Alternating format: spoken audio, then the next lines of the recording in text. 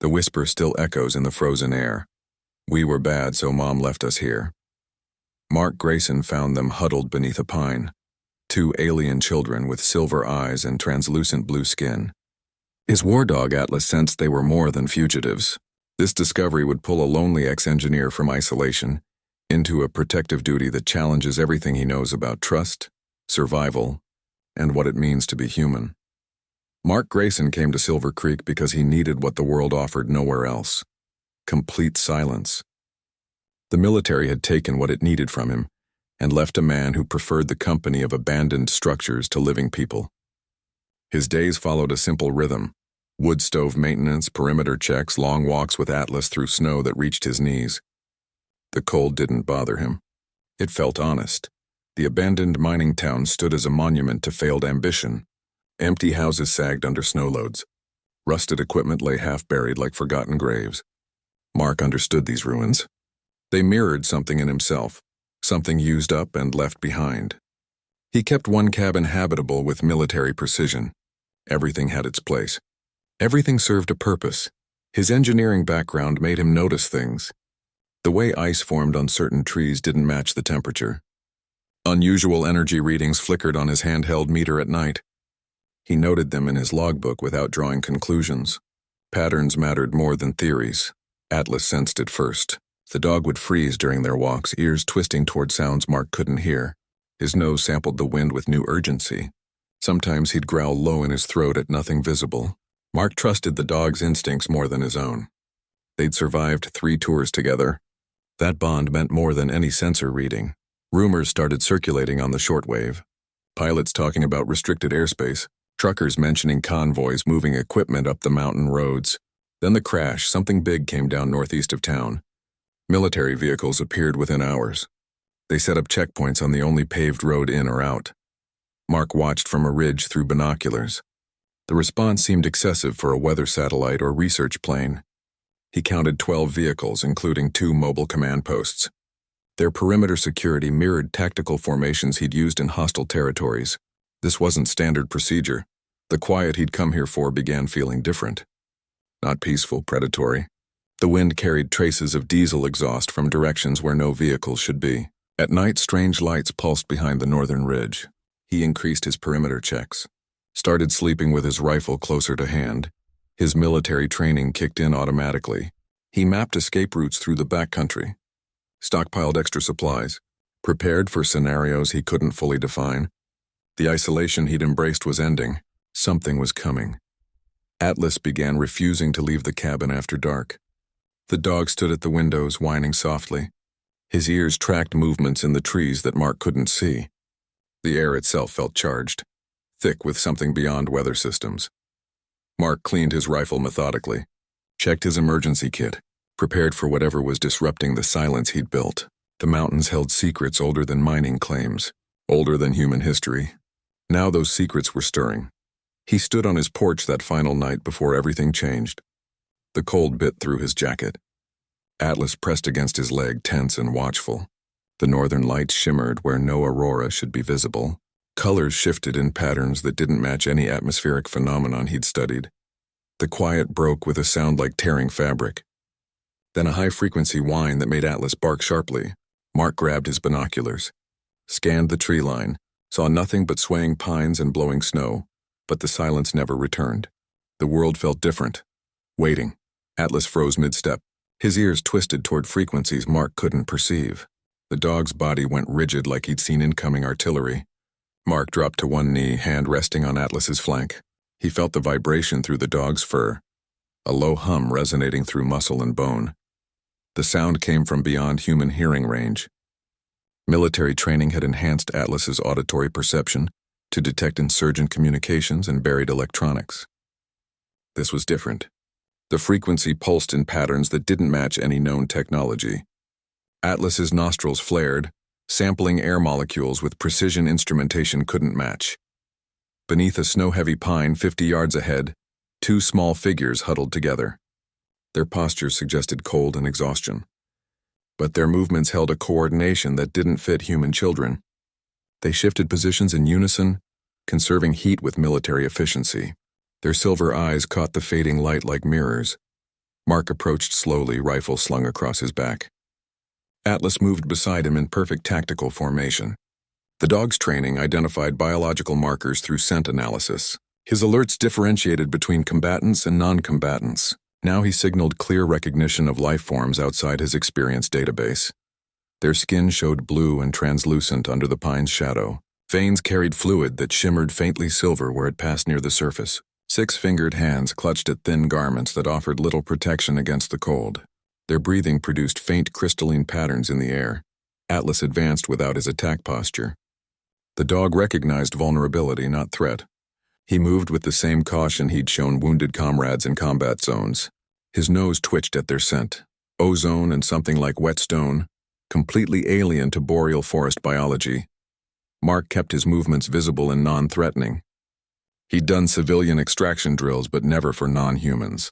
Their eyes tracked him with intelligence that felt ancient, not childlike. The larger one positioned itself slightly in front of the smaller, a protective gesture transcending species. He noted their physical condition. Lips tinged blue beyond what cold alone would cause, shivering that seemed more systemic than temperature-related. Their coordination was breaking down as hypothermia set in. Atlas lay down 3 feet from them, exposing his belly in a gesture of submission. The dog's training recognized when standard protocols didn't apply. His whine was the same sound he'd made over dying soldiers, part warning, part mourning. Mark unslung his pack, moving slowly. He extracted emergency blankets, keeping them visible in his open palms. The children watched him with unblinking silver eyes, their heads tilted in identical angles, processing him like unfamiliar data. This wasn't a rescue operation anymore. It was first contact conducted in sub-zero temperatures with the most vulnerable representatives possible. Their presence here meant someone had abandoned them, or worse. The military activity on the ridge suggested the latter. He spread the blankets on the snow between them. Atlas maintained his position, creating a buffer of calm. The dog's breathing synchronized with theirs in a strange rhythm. Mark understood then that Atlas wasn't just comforting them. He was learning their biological patterns. The smaller child reached toward the blanket with a 6-fingered hand. The movement was precise despite the cold, each finger moving independently like mechanical instruments. Mark saw then that their vulnerability was only part of the story. The larger child spoke first. Its voice carried an accent that didn't match any terrestrial language Mark had encountered. The words formed with precise articulation despite blue-tinged lips. "We were bad, so Mom left us here." The statement hung in the frozen air without tremor or question. It was delivered as established fact. Mark recognized conditioned acceptance when he heard it. He'd seen soldiers internalize faulty intelligence until they believed impossible scenarios. This felt different. The child's silver eyes held no expectation of contradiction. The concept of being left to freeze was logical conclusion rather than tragedy. Between themselves, they communicated in flowing tonal patterns. Their language moved through harmonic scales that human vocal cords couldn't reproduce. Certain phrases caused their 6-fingered hands to gesture in synchronized patterns. The smaller one would respond with countermelodies that completed musical phrases. This wasn't simple conversation. It was complex data exchange. Their physical coordination reinforced the impression of training. When Mark offered a protein bar, the larger child accepted it with movements that were economical and precise. The fingers distributed pressure evenly across the wrapper. The eyes calculated nutritional content before consumption. These weren't frightened children. They were disciplined beings following protocols. The confession about their mother carried disturbing implications. Either their culture operated on merit-based survival systems, or someone had manipulated them into believing abandonment was justified. Mark had seen both patterns in conflict zones. Villagers convinced they deserved occupation. Child soldiers believing their families rejected them. Their 6-fingered hands clutched each other with deliberate pressure points. The grip seemed designed to monitor vital signs as much as offer comfort. Fingers pressed against wrists and necks, checking pulses through thin skin. They were maintaining each other's functionality under stress conditions. The silver irises contracted and expanded independently of light conditions. They tracked Mark's movements while simultaneously monitoring Atlas and the surrounding forest. The intelligence behind those eyes operated on multiple levels simultaneously. Their apparent age was misleading. These, were evolved organisms with capabilities beyond human development. Their belief in deserved abandonment suggested either extreme cultural conditioning or psychological warfare. Mark had encountered cults that used isolation and self-blame as control mechanisms, but this felt more systematic. The children referred to their mother with formal resonance, like citing authority rather than expressing loss. The smaller child's breathing began showing distress patterns. The larger one immediately adjusted their positions, creating better airflow. The response was instantaneous and expert. They'd clearly trained for medical emergencies. Their care for each other was both personal and procedural. Mark realized their confession wasn't just information, it was a warning. They believed they contained whatever made them bad. Their isolation was protective measure rather than punishment. This changed the rescue equation completely. He wasn't just extracting victims. He was handling potentially dangerous beings who believed their own dangerousness. Atlas remained perfectly still, observing the dynamic. The dog's training recognized psychological trauma patterns. His alert posture indicated he identified their belief system as the primary threat. The whine in his throat was for their mental state, not their physical condition.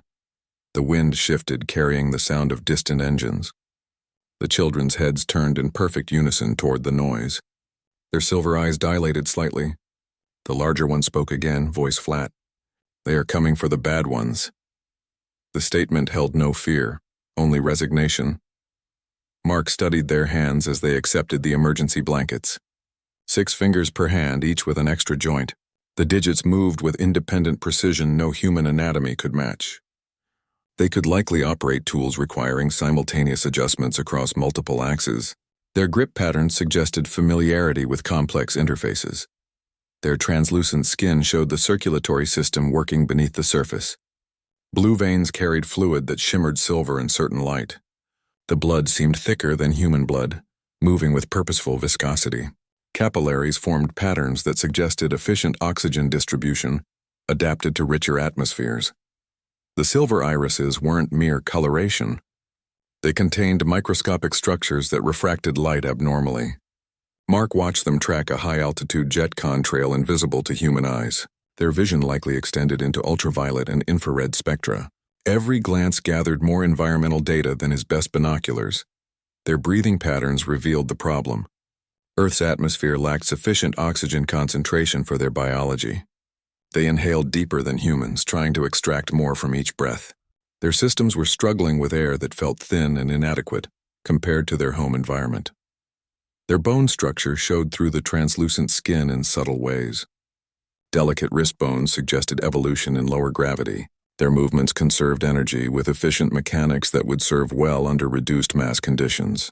On Earth, every motion required extra effort they weren't designed to expend.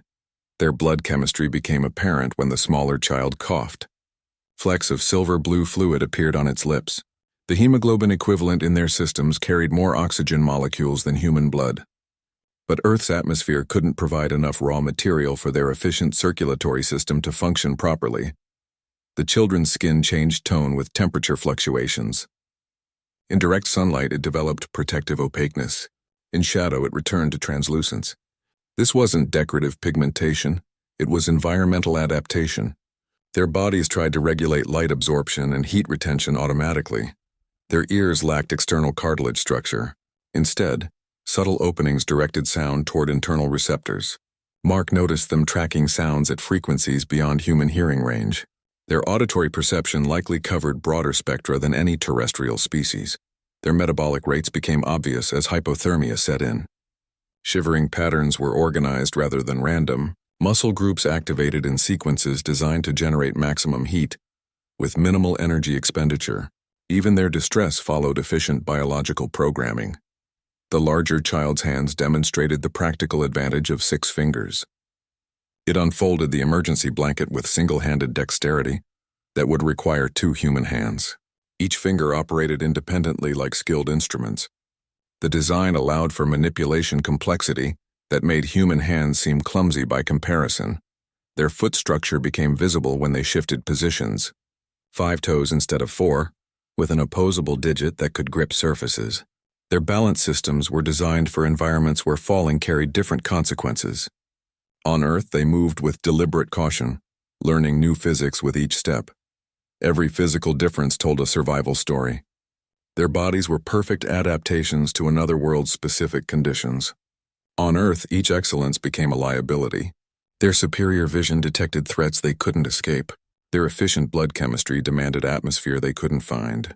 Their delicate bones supported muscles working against unfamiliar gravity. Mark understood then that he wasn't just dealing with alien visitors. He was witnessing biology struggling against fundamentally incompatible environments. Their bodies were masterpieces of evolution that were failing by design in this wrong world. The government cordon told the real story. They established a 3-mile perimeter within hours. Weather satellites don't require that level of security. Military vehicles carried specialized containment units instead of standard recovery gear. The response pattern suggested biological protocols rather than technical salvage. Mark observed the crash site from a granite overlook. The impact pattern showed controlled descent characteristics. The primary wreckage formed a relatively neat oval instead of a debris field. Secondary impacts were minimal. Something had guided the craft down rather than letting it fall randomly. Official reports mentioned no casualties. That seemed impossible for any aircraft crash. Military transports carry crews. Research planes have pilots. The silence around human losses suggested either perfect survival or complete disappearance of evidence. Neither scenario fit standard accident response. Strange tracks appeared around the perimeter fence. They showed 6-toed impressions that matched the children's foot structure. The prints appeared in places no human could reach without triggering sensors. They moved with purpose toward the tree line where Mark found the children. The timing was exact. The recovery teams focused on specific sections of the wreckage. They used specialized equipment for biological containment. Mobile labs arrived within 12 hours. Their configuration suggested medical and genetic analysis capabilities. This wasn't about studying spacecraft design. Local truckers reported unusual shipments moving under black tarps. The loads required excessive security details. Drivers described materials that seemed too light for their size. Some mentioned faint blue glow from beneath the covers. The descriptions matched the children's skin luminescence. The crash timing aligned perfectly with the children's arrival. Mark calculated the distance from impact site to the pine tree. Their trajectory suggested they exited before final impact. Their movement patterns showed direction rather than disorientation. They were following a plan until something went wrong. Military communications, intercepted on scrambled frequencies, mentioned live specimens and primary objectives. The terminology suggested anticipated recovery rather than accidental discovery. Certain voice traffic indicated expected biological signatures. The crash site security expanded rather than contracted over time. Standard procedure reduces presence after initial recovery. Here they added layers. They brought in specialists with non-standard equipment. The operation felt like an ongoing investigation rather than cleanup. Mark mapped the containment zones. The inner circle focused on biological material collection. The middle ring handled technology recovery. The outer perimeter prevented observation. The priorities were clear. Lifeforms first, equipment second, secrecy always. Vehicle movements followed patterns Mark recognized from black operations. They used overlapping patrol routes with random intervals. Security teams employed counter-surveillance tactics against local civilians. This was a classified operation protecting something beyond crashed hardware. The children's condition supported the controlled landing theory. They showed no trauma from catastrophic impact. Their injuries resulted from exposure and atmospheric incompatibility. They had arrived intact before the final crash sequence. Evidence suggested the craft performed emergency procedures before failure. Trees showed cut patterns from energy weapons clearing landing space. Soil samples revealed chemical signatures of advanced propulsion systems. The landing was attempted before the final loss of control.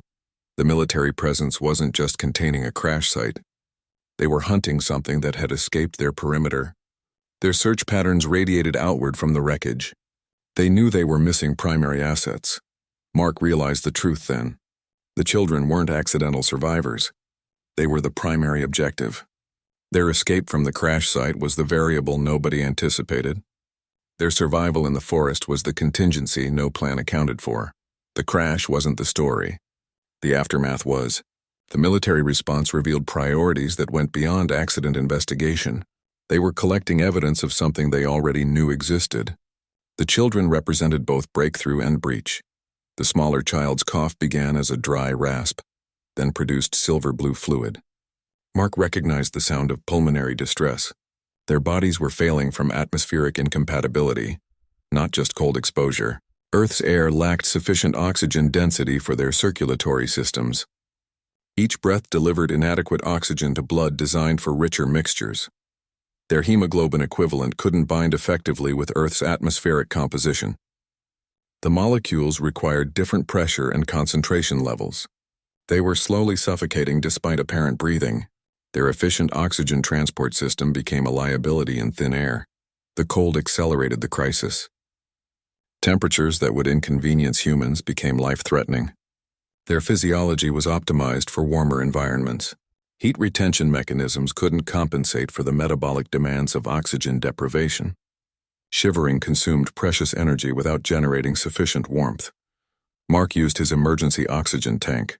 The smaller child's breathing improved temporarily. Color returned to its lips. But the relief was superficial. Their systems needed adjusted air composition, not just increased oxygen. The tank provided a stopgap, not a solution. Their healers normally used environmental adjusters for off-world travel. The devices modified local atmosphere to match homeworld conditions. Without this technology, they faced progressive system failure. Human medicine had no protocols for alien respiratory collapse. Improvised solutions risked causing more damage. Increasing oxygen concentration might trigger oxidative stress. Warming them too quickly could shock their circulatory systems. Every intervention required calculations without sufficient data. Mark monitored their vital signs through observable indicators. Skin translucency decreased as circulation worsened. Silver veins darkened with deoxygenated blood. Their coordinated movements became sluggish and uncharacteristically clumsy. The larger child explained their condition through labored breaths. Their people could visit oxygen-rich worlds with proper preparation. Earth's particular atmospheric mix created unique complications. Nitrogen levels caused additional molecular binding issues. Their bodies rejected the air at cellular level. Lung tissues couldn't efficiently extract required elements. Blood compounds failed to transport adequate oxygen. Metabolic processes slowed toward critical levels. Mark recognized the symptoms mirrored high-altitude sickness in humans, but with accelerated progression.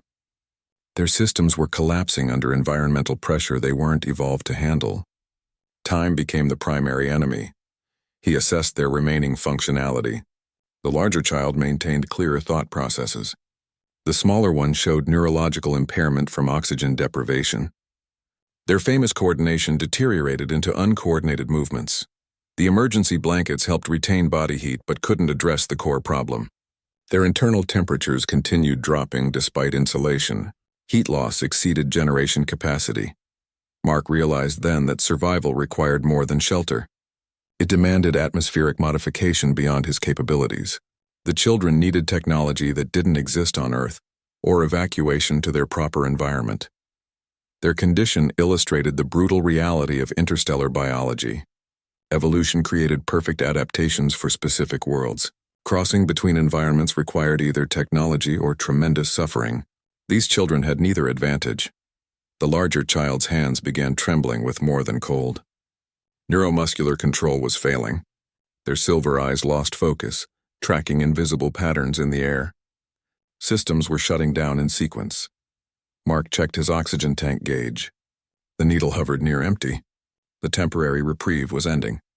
Soon they'd be back to struggling with inadequate air, their bodies fighting an environment that was slowly poisoning them through incompatibility. The Dark Rooms program operated outside congressional oversight. It answered to a security committee that valued information over ethics. Their mandate permitted extreme measures when dealing with non-human intelligence. The children represented unparalleled research opportunities.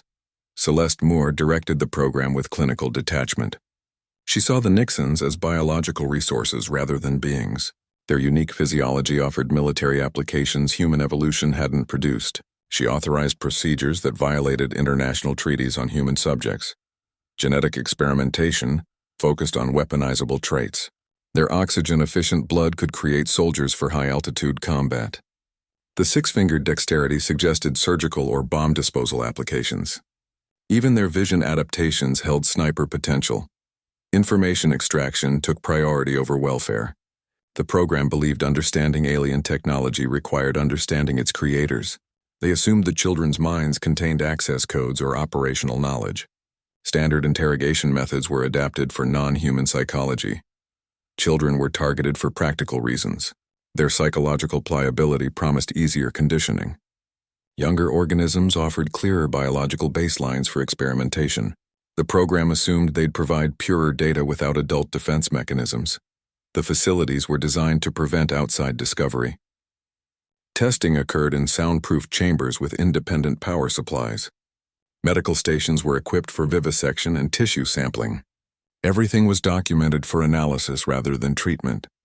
Security protocols treated the children as hazardous materials. Containment procedures focused on preventing escape rather than ensuring comfort. Their biological differences were classified as potential contamination risks. Celeste Moore justified the program through national security arguments. She claimed their knowledge could prevent extraterrestrial threats. Their technology might offer defense advantages against future incursions. The ethical compromises were framed as necessary sacrifices. The operating premise was that their rights didn't apply. Non-human intelligence fell outside protection statutes. The program created its own legal framework for exploitation. Oversight came from officials who valued results over methods. Research focused on immediate applications rather than understanding. Their circulatory system was mapped for blood substitute development. Their vision structures were analyzed for sensor technology. Every biological feature was reverse engineered for utility. The children's cultural background was ignored beyond tactical relevance. Their language was studied for code-breaking potential. Their family structure was analyzed for psychological leverage. Their values were examined only for weaknesses. Medical interventions served research goals rather than health. Drugs tested neural responses. Environmental manipulations measured stress tolerances. The data points mattered more than the suffering. Celeste Moore maintained precise records of every procedure. Her report showed cold evaluation of pain responses and psychological breakdown points. She measured their resilience like testing material strength. The program assumed they were disposable assets. Backup copies of tissue samples ensured continued research even if subjects expired. The priority was preserving data rather than lives. This was science stripped of morality. Knowledge acquisition became its own justification. The dark rooms represented humanity's capacity for cruelty when facing the unknown. Fear of the alien overcame basic compassion. The children's belief that they were bad became tragic irony. They internalized guilt while humans committed actual crimes against them. Their moral framework was being systematically destroyed by those who saw them as specimens. The Nixons carried their civilization in living memory. Their ship contained no data crystals or written records. The knowledge resided in trained minds that could preserve it across generations. This was protection against technological degradation or hostile capture. Their history survived through oral transmission perfected over millennia. The mother served as primary keeper. Her mind held scientific principles and cultural archives. She could recite genetic sequences and historical events with perfect accuracy. The children carried backup fragments of this knowledge. Together they formed a redundant system for preserving their people's essence. Their technology included advancements their ethics prevented from sharing. They had energy systems that could power continents without pollution, medical knowledge that could eliminate disease without side effects. Their philosophy valued application only after understanding consequences. They believed technology should serve life, not control it. The archival mission aimed to preserve what couldn't risk digital form. Written records could be stolen or corrupted. Digital storage could be hacked or decay. Living memory required understanding before transmission. This ensured recipients valued knowledge enough to protect it properly. Their civilization believed information must be earned through relationship. Trust building preceded technology transfer. They'd watched other species weaponize gifts meant for peace. Their caution came from observing civilizations destroy themselves with power they couldn't handle. The ship's destruction meant catastrophic cultural loss. Entire scientific disciplines existed only in the mother's mind. Historical events survived through her recitation. The children carried partial archives that required her guidance to fully interpret. Their survival became about more than individual lives. They protected secrets that represented crossroad choices for humanity. Medical advances could eliminate suffering or create biological weapons. Energy technology could power civilization or destroy ecosystems. The knowledge carried both salvation and damnation in equal measure. Their approach to knowledge reflected different evolutionary paths. Human science sought control over nature. Nixon understanding sought harmony with natural systems. Their technology worked with physics rather than dominating it. This fundamental difference made their knowledge both precious and dangerous. The mother's role extended beyond memorization. She understood context and application. She could explain why certain technologies remained restricted. Her judgment determined what knowledge could be shared safely. This responsibility weighed on her more than the information itself. The children's training focused on preservation rather than understanding.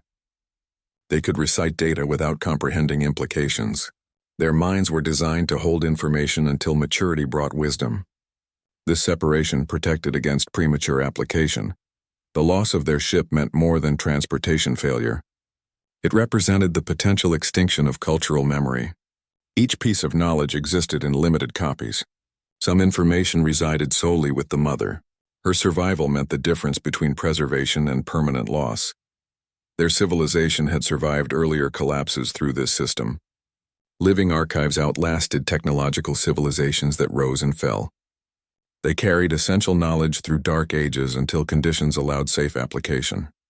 Earth represented both opportunity and terrible risk. The mother understood human nature contained both curiosity and aggression. She saw how quickly knowledge became weaponized. Her hesitation to share reflected deep wisdom rather than selfishness. She protected humanity from itself as much as protecting her own people's legacy. The value of their knowledge wasn't in its complexity, but in its intentional design. Every advancement served specific ethical purposes. Nothing was developed without considering consequences across generations. This thoughtful approach made their science both powerful and restrained. Their presence on Earth represented the ultimate test for humanity. Would they earn access through compassion and wisdom, or confirm fears by exploiting what they couldn't understand? The answer would determine whether their knowledge would uplift or destroy. Sheriff Dalton Mace watched the military convoy roll through his town. He stood on the courthouse steps, coffee cooling in his hand. The vehicles moved with purpose that didn't match the official story. He'd served long enough to recognize operational patterns. This was a combat deployment, not accident investigation. His veteran background provided useful perspective. The perimeter security used overlapping fields of fire he'd employed in hostile territories. The checkpoints followed counterinsurgency protocols. The radio frequencies were scrambled beyond civilian access. Every detail signaled military operations beyond normal jurisdiction. The official statement mentioned a downed research satellite. Dalton knew weather satellites didn't require biometric scanners at checkpoints. Research vessels didn't need mobile interrogation units. The story was holding up only because no one could get close enough to challenge it. Strange tracks appeared near the perimeter fence. Dalton photographed them before snow could erase the evidence. The impressions showed six-toed patterns that didn't match any animal in his field guides. The stride length suggested small stature with unusual weight distribution. His informants provided puzzle pieces. The diner waitress mentioned scientists who didn't eat like field researchers. The tow truck driver described vehicles with laboratory equipment instead of recovery gear. The postmaster noticed military mail with classification stamps above his clearance level. Dalton understood the delicate balance of authority. He could demand access as county sheriff, but federal jurisdiction trumped local power. Pushing too hard would trigger broader containment measures. They might declare martial law or evacuate the town entirely. He maintained careful observation instead. His deputies logged vehicle movements and personnel counts. They noted when supplies went in and nothing came out. The pattern suggested ongoing operations rather than cleanup. The risk of confrontation required measured response. Black budget operations operated outside normal oversight. Challenging them without evidence could get his deputies reassigned or worse. He needed documentation before escalating. Dalton represented the last civilian authority before complete militarization. His office was the only thing standing between the community and unchecked federal power. He took that responsibility seriously but quietly. His approach protected the town while gathering intelligence. He let the military think they were controlling the narrative. Meanwhile, he built a case file with photographs, witness statements, and timeline discrepancies. The information might prove valuable later. The sheriff recognized when professionalism crossed into obsession. The military teams showed fixation beyond normal procedure. Their search patterns suggested they'd lost something important. Their urgency indicated time-sensitive recovery. Dalton's caution came from experience. He'd seen how quickly authority could corrupt when unchecked. The military presence felt like hunting rather than securing. The children's disappearance confirmed his suspicions. He kept his observations to a trusted few. The town secretary maintained duplicate records off-site. His senior deputy knew emergency protocols if something happened to him. They prepared for scenarios he hoped wouldn't materialize. The military eventually requested his cooperation. They wanted access to property records and local knowledge. Dalton provided minimum assistance while maximizing his own intelligence gathering. Each interaction revealed more about their true priorities. He understood then that this wasn't about a crash investigation. It was about recovery of assets they'd lost control of. The children were the missing pieces and everyone was hunting them. Rachel Miller operated from a converted garage behind her clinic. Her network connected people who believed ethics shouldn't be compromised for knowledge. She brought together doctors, scientists, and civil rights lawyers who shared a simple principle: understanding shouldn't require cruelty. Her medical background provided crucial insight. She understood physiological needs beyond standard human parameters. Her clinic became a clearinghouse for information about the Nixons' condition. She coordinated with specialists who could help without asking problematic questions. The resistance believed first contact should build relationships, not dissection tables. They saw the children as beings with rights rather than specimens. Their approach focused on mutual understanding rather than extraction. This philosophy put them directly against Celeste Moore's methods. Rachel's network included insiders willing to risk everything. A lab technician smuggled out biological data. A communications officer shared security schedules. An ethical psychologist provided profiles of the research team. Each member understood the consequences of exposure. They operated on careful information sharing. No single person knew the entire network. Communications used coded messages and dead drops. Meetings occurred in places that wouldn't attract attention. They moved with precision born of necessity. Rachel understood that public revelation required ironclad evidence. She collected medical documentation of the children's treatment.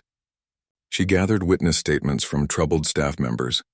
Every piece added to the case against the Dark Rooms program. Her medical knowledge helped them understand the Nixons' needs. She analyzed their respiratory requirements and circulatory peculiarities.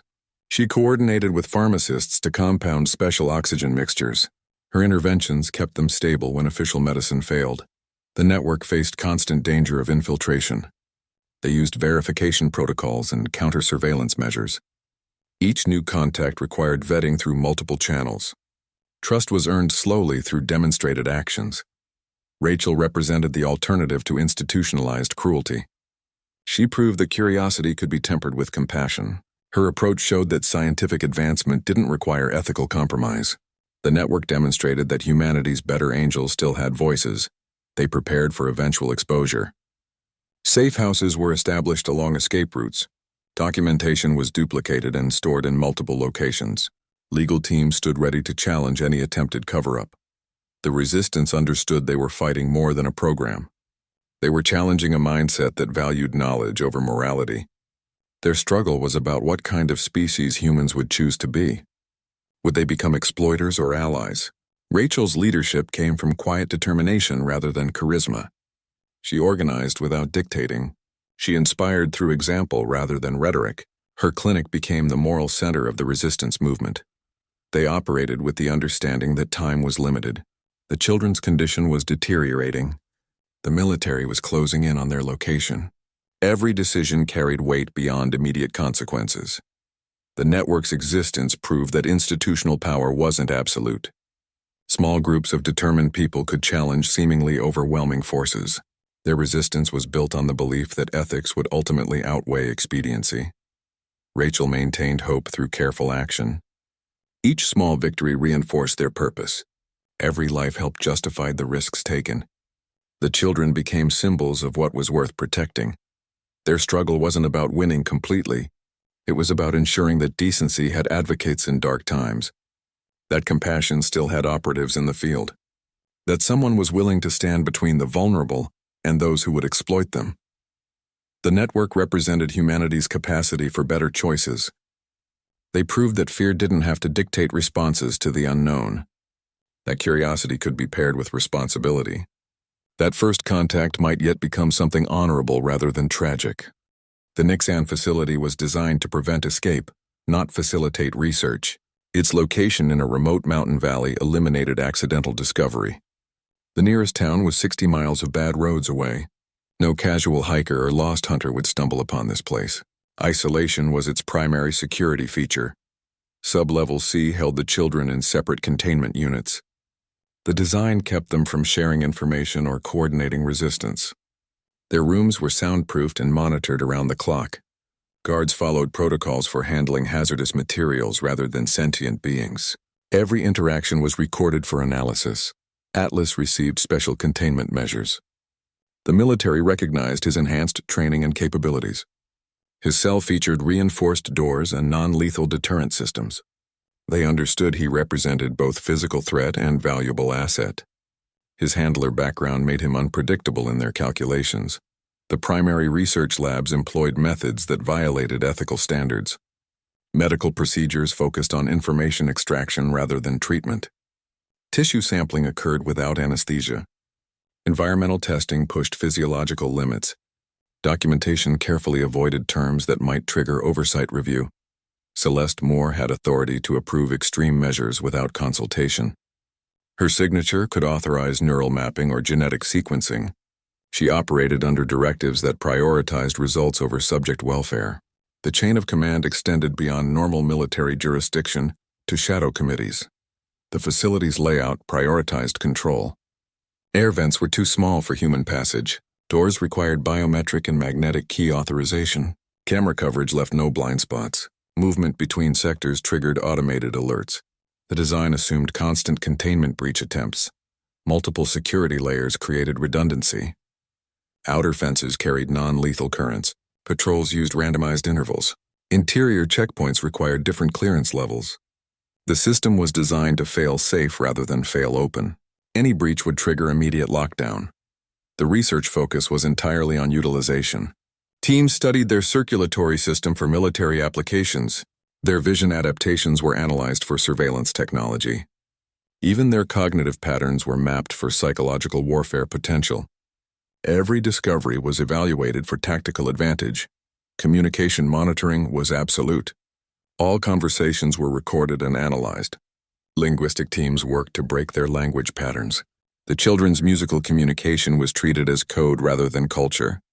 Understanding was pursued for control rather than connection. The facility represented institutionalized exploitation. Its very existence demonstrated how easily ethics could be compartmentalized. The remote location allowed operations that would be impossible near population centers.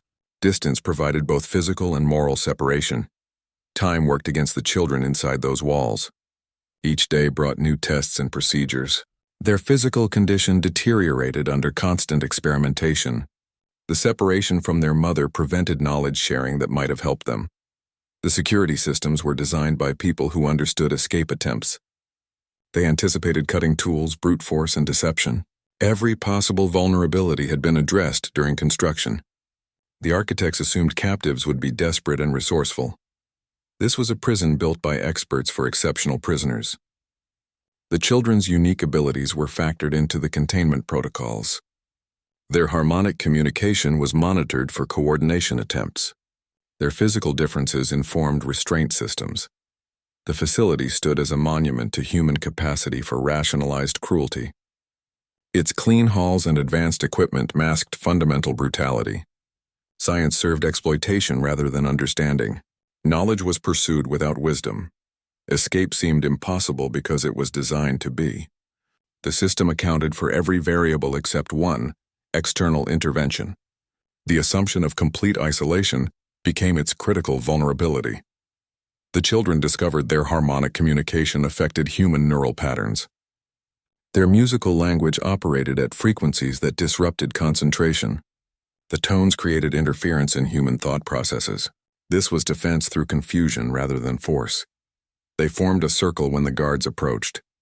Their six-fingered hands joined in precise patterns. The harmony began as a low hum, then swelled into complex layers. The sound waves interacted with human brainwave frequencies. Guards experienced immediate disorientation. Their weapon grips loosened. Their steps became uncoordinated. Communication attempts turned into confused fragments. The harmonic interference scrambled their tactical training. This ability reflected their people's non-violent philosophy. They could disable aggression without causing harm. Their defense created opportunities for escape rather than securing victory. It was designed to de-escalate rather than destroy. Adults of their species could generate more powerful effects. Full-grown Nixons could coordinate harmonics across larger groups. Their combined frequencies could affect entire facilities. But the children's version was still effective against unprepared humans. The harmony worked best when they shared purpose and emotion. Their connection amplified the effect through resonant alignment. Doubt or fear weakened the disruptive potential. United intention created coherent wave patterns. Celeste Moore experienced the full effect when she entered the containment area. Her determined approach collapsed into confusion. She stumbled against walls, unable to process basic information. Her command presence disintegrated under the sonic pressure. The children maintained the harmony while moving toward exit points. Guards moved erratically, dropping equipment and missing obvious opportunities. The facility's security systems remained active but unmanned. Human operators couldn't maintain focus long enough to respond. The harmonic defense created windows of opportunity rather than permanent solutions. Its effects lasted only while the sound continued. Once the children stopped, normal function returned gradually. This necessitated precise timing for any escape attempt. Their ability represented evolutionary adaptation to conflict resolution. Their species had developed non-lethal means of protection. This approach preserved life while ensuring safety. It reflected advanced ethical development. The frequencies affected different humans with varying intensity. Some guards became completely disoriented. Others maintained partial functionality. The effect seemed related to individual neural patterns and training. The children learned to modulate the harmonics through practice. They could focus the disruption on specific targets. They could adjust intensity based on the threat level. This precision came from their natural musical communication. The facility's acoustics amplified the effect. Concrete walls and metal surfaces created resonant chambers. The sound traveled further and held its coherence longer. The architects had designed for visual security, not auditory defense. This ability explained why they were separated in containment. The program recognized their coordination potential. Keeping them apart was a security measure, not just research protocol. Their reunion created the critical mass needed for effective defense. The harmonic defense demonstrated that vulnerability could become strength. Their small stature and apparent fragility concealed powerful capabilities. Their nonviolent nature didn't mean helplessness. It represented different kinds of power. The children's successful use of this ability marked a turning point. They transitioned from captives to active participants in their rescue. Their contribution became essential to the escape plan. They were no longer just passengers in their own survival. The harmony swelled through the facility corridors. It reached areas that children couldn't see. The effect rippled through security systems and human operators. For the first time, the captors became the disoriented. Mark studied the facility blueprints with an engineer's eye. He spotted the weaknesses others missed. The ventilation shafts were just wide enough for a child's body. The magnetic locks had a 3-second reset delay after power fluctuations. These small vulnerabilities became their entry points. Rachel's inside contact provided the security rotation schedule. Guards changed posts at precise intervals. The night shift had 2 overlapping patrol patterns. The blackout window came during shift changeover. They had exactly 3 minutes of reduced surveillance. The magnetic key was their golden ticket. It opened doors but left digital footprints. Each use triggered silent alerts. They needed to move fast before security responded. The plan required hitting multiple access points simultaneously. Atlas created the first distraction exactly on schedule. The dog triggered a perimeter sensor near the main gate. Guards diverted to investigate. That opened the western approach route. Mark moved through the blind spot while they were occupied. The children waited in the ventilation shafts. Their small frames fit where adults couldn't follow. They moved through darkness with perfect coordination. Their silver eyes needed almost no light to see. They became the interior reconnaissance team. Rachel coordinated from outside the perimeter. Her radio signals were disguised as maintenance traffic. She monitored security channels for response patterns. Her team stood ready to create secondary diversions if needed. The magnetic key clicked loudly in the silent corridor. Mark held his breath through the 3-second reset cycle. The door slid open just as the guard turned the corner. He slipped through as the mechanism engaged behind him. Atlas created another diversion at the east wing. The dog's barking drew attention away from the containment area. His training allowed him to mimic distress calls that sounded human. Guards rushed toward the sound thinking someone was injured. The children emerged from ventilation grates near sublevel C. Their 6-fingered hands worked the manual override latches. The doors were designed to prevent electronic tampering. Nobody anticipated physical manipulation from inside the ducts. Mark reached the primary containment control room. The key gave him access to the monitoring systems. He disabled cameras in specific sectors. The blackout created temporary blind spots for their movement. The timing was everything. Rachel's contact had provided the backup generator test schedule. The facility would switch to auxiliary power for 60 seconds. During that window, magnetic locks would disengage briefly. They had one chance to extract the mother from maximum security. Atlas positioned himself at the emergency exit. The dog would provide cover fire if needed. His training included defensive maneuvers against armed opponents. He could disable without killing if necessary. The children's harmonic abilities provided the final element. They could disrupt communication during the critical extraction. Their sound waves would jam radio signals briefly. That would prevent coordinated response during the escape. The plan was a house of cards built on precise timing. One missed cue would collapse the entire operation. They were betting everything on human predictability and Nixon capabilities. The facility's rigidity became its weakness. Mark checked his watch as the generator test countdown began. The lights flickered once. Magnetic locks disengaged with a collective click throughout the facility. The 3-minute window was open. The containment door slid open. Aeneas emerged into the corridor light. Her presence shifted the energy in the space completely. The children's harmonic hum intensified instantly. Their sound gained focus and power under her guidance. Her 6-fingered hands reached for them. The embrace conveyed protection that needed no translation. Her silver eyes scanned Mark, acknowledging his role without words. This was cross-species understanding at its most fundamental level. The family formed a tight circle. Their harmony swelled into a coherent wave pattern. The sound stabilized around Aeneas's deeper frequencies. She provided the anchor their abilities required. The disruption effect tripled in intensity. Guards stumbled backward, clutching their heads. Communication systems crackled with interference. Aeneas's leadership turned their defense into an offensive capability. She directed the harmonics like a conductor leading an orchestra. Her recognition of Mark's efforts came through gesture rather than speech. She touched his arm briefly. The contact communicated gratitude and alliance. It acknowledged the human who risked everything for beings not his own. The reunion demonstrated that family bonds transcend biology. Their connection pulsed with shared history and purpose.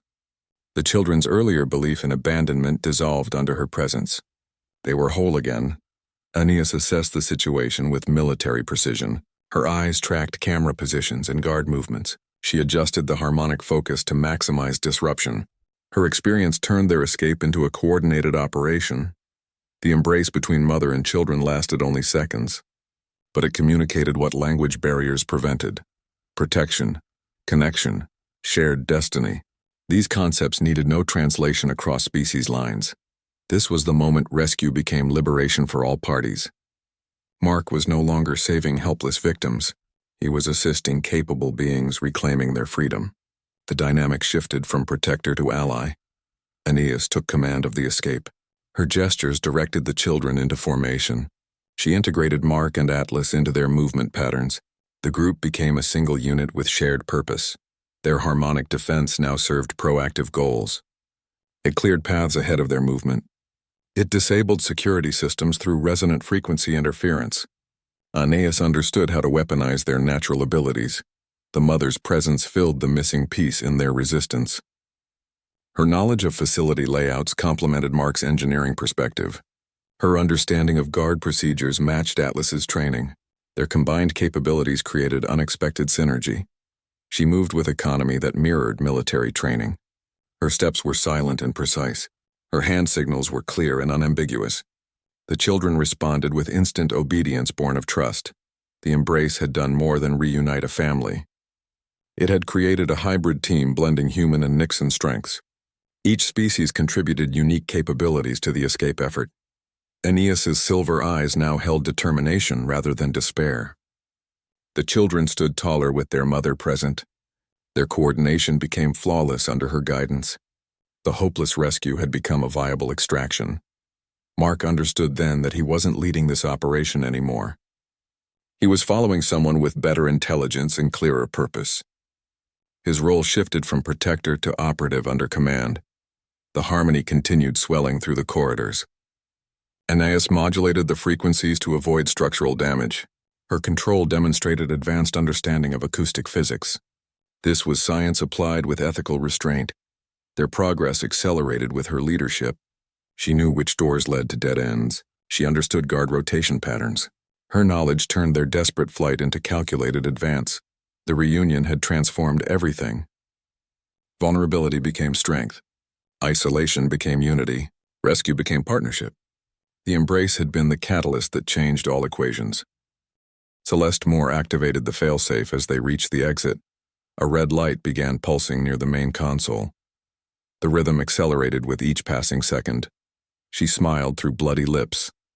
This was her final leverage against their escape.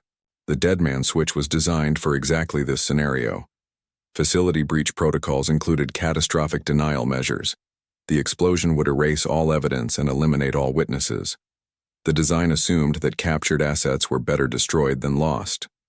Disarming required understanding technology beyond human engineering. The mechanism used quantum entanglement principles. Cutting wires or removing power would trigger immediate detonation. The solution needed precise electromagnetic intervention at specific frequencies. Aeneas recognized the technology instantly. Her people used similar safeguards for sensitive information. She understood the principles but needed human hands for implementation. Her six-fingered hands couldn't manipulate the tiny components. Mark's engineering background became critical. He could follow her instructions without understanding the underlying physics. His steady hands could perform the delicate work. Their collaboration crossed species boundaries in those final moments. The electromagnetic pulse needed perfect timing. Too early would trigger the failsafe. Too late would allow detonation. They had approximately 90 seconds based on the light's acceleration pattern. Aeneas directed with hand signals and melodic tones. Mark worked with tools from his emergency kit. Their communication transcended language barriers through shared urgency. Each movement needed absolute precision. Celeste Moore tried to disrupt the process. She crawled toward the console despite her injuries. Atlas intercepted her with a low growl. The dog positioned himself between her and the work area. The children contributed their harmonic abilities. They created a focused sound wave that stabilized the mechanism temporarily. Their frequencies counteracted the accelerating pulse pattern. This bought precious extra seconds. Mark's hands remained perfectly steady despite the pressure. He adjusted microscopic components according to Aeneas's directions. Sweat dripped from his forehead onto the console. Each movement carried the weight of all their lives. The electromagnetic emitter required careful calibration. Mark used his multi-tool to generate the specific frequency. The device hummed at a pitch that made the air vibrate. The red light flickered uncertainly. Aeneas made a sharp musical correction. Mark adjusted the frequency slightly. Their collaboration demonstrated how species could complement each other's limitations. Human dexterity combined with Nixon understanding. The red light stabilized at constant glow rather than pulse. The danger hadn't passed but had been paused. They now had minutes instead of seconds for the next phase. Celeste Moore struggled against Atlas's restraint. Her desperation showed she knew the tide had turned. The failsafe was their last card played and countered. The temporary solution required permanent action. They needed to dismantle the mechanism completely.